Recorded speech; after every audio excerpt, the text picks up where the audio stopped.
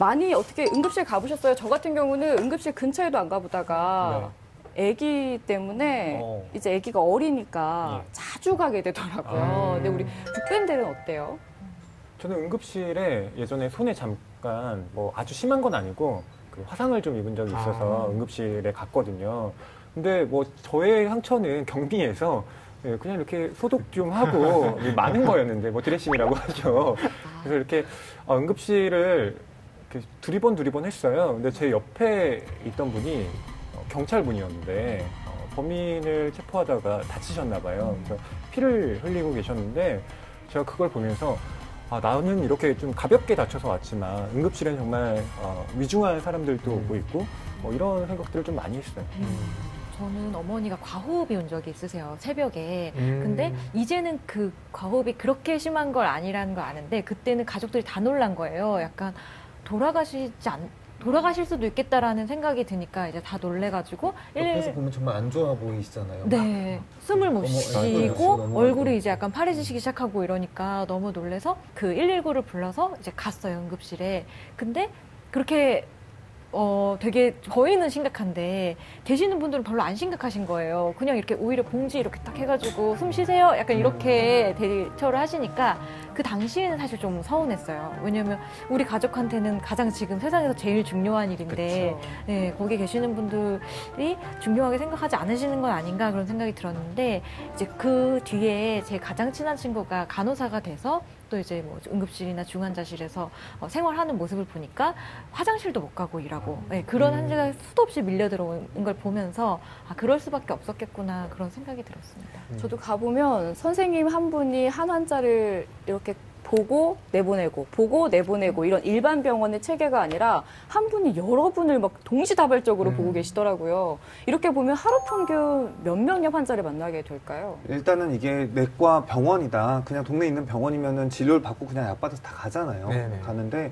응급실은 그렇게 딱 그 약만 줘서 보낼 수 있는 환자 자체가 별로 없어요. 대부분 경과를 봐야 한다든지 검사가 필요하다든지 혹은 뭐 응급 수술이라든지 정말 집중 치료가 필요하다든지 아주 다양한 환자들이 있어요. 그래서 당장 가지 않으면 결국은 응급실에 남아 있는 거고 남아 있으면 결국은 담당 의사의 모니터링이라든지 그 감시 하에 있어야 되는 거거든요. 그래서 응급실에 항상 그 재원하고 있는 환자가 적어도 20명에서 많으면 30명, 더 많으면 40명까지 있습니다. 그래서 제가 최고 기록이 동시 접속이라고 해요. 동시 접속 100명까지 맞습니다. 이때가 신종플루 유행할 때거든요. 그다음에 가장 환자 많을 때가 명절 때인데 얼마 전에 그 설 있었잖아요. 설 때 제가 아침에 출근해서 그 다음 날까지 정확히 303명 보고 퇴근했어요. 303명. 거의 뭐 그냥 쉽게 뭐 입에서 단내 난다고 하잖아요. 그래서 이 303명을 보고 24시간 있다 퇴근하면은 어제 아침에 있었던 일인데 일주일 전 일 같아요.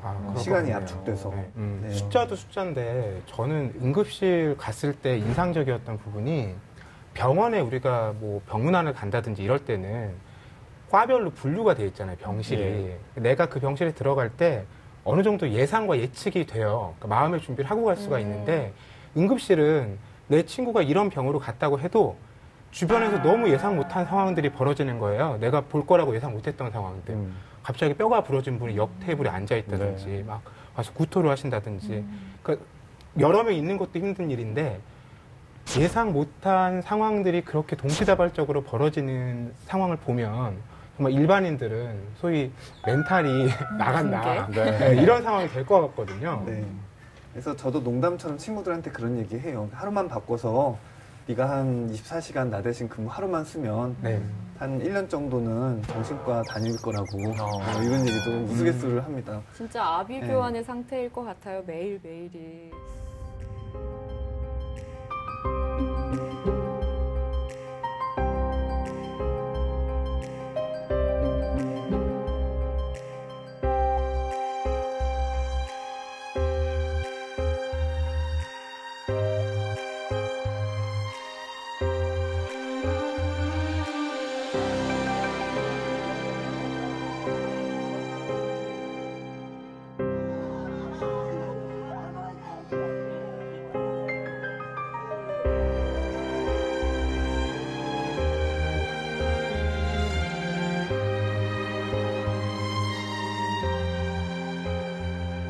그뿐만 아니라 이제 뭐 극단적인 감정 상태의 환자분들도 상당히 많이 오다 보니까 우리가 종종 뉴스에서 그 의료센터 안에서 폭행 사건이 일어나는 걸 볼 수가 있잖아요.